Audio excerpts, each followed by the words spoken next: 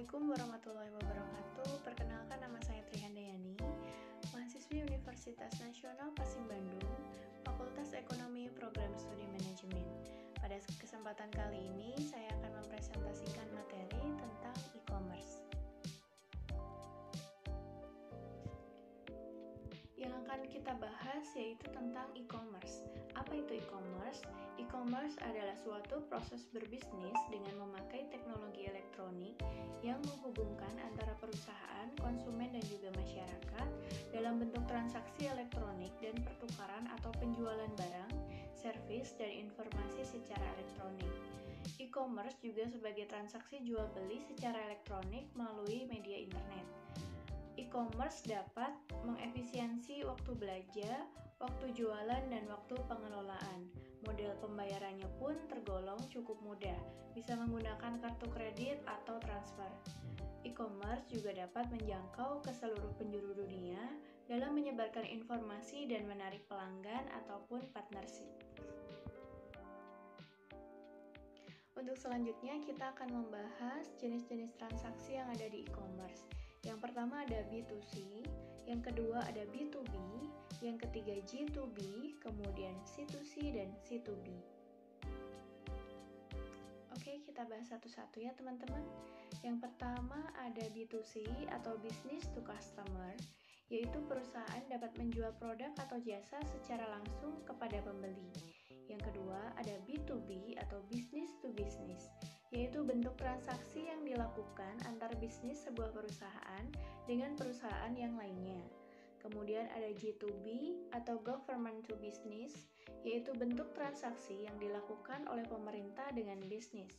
Selanjutnya ada C2B atau Customer to Customer, yaitu model bisnis di mana customer atau pelanggan dapat saling menjual dagangannya kepada satu sama lain. Dan yang terakhir ada C2B atau Customer to Business, yaitu suatu model bisnis di mana konsumen atau end use menyediakan produk atau layanan ke perusahaan. Untuk selanjutnya kita akan membahas tentang manfaat e-commerce. Yang pertama, peluang untuk meningkatkan pendapatan dan laba. Yang kedua, kemampuan untuk memperluas jangkauan global. Yang ketiga, kemampuan untuk mendidik. Kemudian yang keempat, ada kemampuan untuk menurunkan biaya. Yang kelima, kemampuan untuk menggunakan sifat interaktif website. Dan yang keenam, kemampuan untuk tumbuh lebih cepat.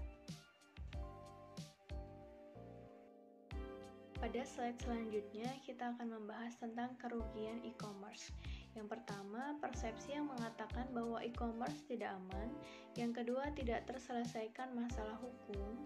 Yang ketiga, tidak adanya standar keamanan yang bisa diterima secara universal. Kemudian yang keempat, mahalnya aksesibilitas. Dan yang kelima, kurangnya bandwidth telekomunikasi. Slide selanjutnya akan membahas tentang mekanisme utama. 3 mekanisme utama untuk membeli dan menjual di internet antara lain katalog elektronik, lelang elektronik, dan juga barter elektronik. Untuk selanjutnya kita akan membahas tentang karakteristik e-commerce. Yang pertama, terjadinya transaksi antara kedua belah pihak. Yang kedua, adanya pertukaran barang, jasa, atau informasi. Yang ketiga, internet merupakan medium utama dalam proses atau mekanisme perdagangan tersebut. Untuk selanjutnya, kita akan bahas mengenai keamanan dalam e-commerce. Selanjutnya ada pilar keamanan sistem. Yang pertama, keabsahan pengirim, yaitu identitas pengguna atau penjual teridentifikasi. Yang kedua, kerahasiaan data. Data tidak dapat dibaca oleh pihak yang tidak berhak. Yang ketiga, keadilan data. Data tidak dapat diunduh secara tidak sah. Yang keempat, anti penyangkalan. Tidak ada penyangkalan pengiriman data. Untuk selanjutnya kita akan membahas tentang standar keamanan di internet. Yang pertama, keamanan untuk aplikasi web ada dua, yaitu SHTTP dan SSL. SHTTP dirancang untuk mendukung protokol HTTP, sedangkan SSL dirancang untuk melindungi saluran komunikasi di antara dua protokol untuk transaksi yang berjalan di web. Tidak dirancang untuk menangani kebutuhan keamanan berbasis autentifikasi.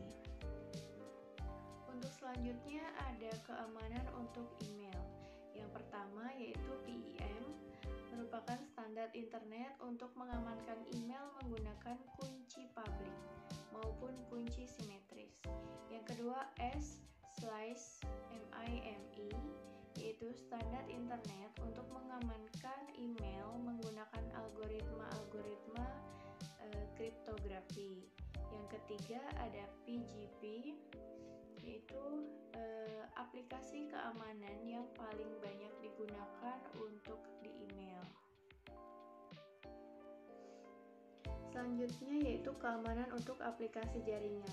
Yang pertama, firewall, melindungi serangan pada protokol individual atau aplikasi, melindungi sistem komputer dari spoofing.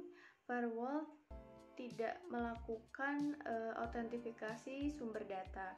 Yang kedua, statis, mengizinkan semua lalu lintas data melewatinya kecuali secara eksplisit dihalangi oleh administrator firewall. Menghalangi semua lalu lintas data yang masuk kecuali secara eksplisit diizinkan oleh administrator firewall. Yang ketiga, dinamis, layanan yang keluar masuk ditetapkan untuk periode waktu tertentu. Terakhir kita akan membahas tentang karakteristik firewall. Yang pertama, penyaringan paket. Yang kedua, penerjemahan alamat paket. Yang ketiga, proxy peringkat aplikasi. Yang keempat, pemeriksaan keadaan. Yang kelima, virtual private network atau VPN. Dan yang keenam, real time monitoring. Demikian yang dapat saya sampaikan, kurang lebihnya mohon maaf. Wassalamualaikum warahmatullahi wabarakatuh.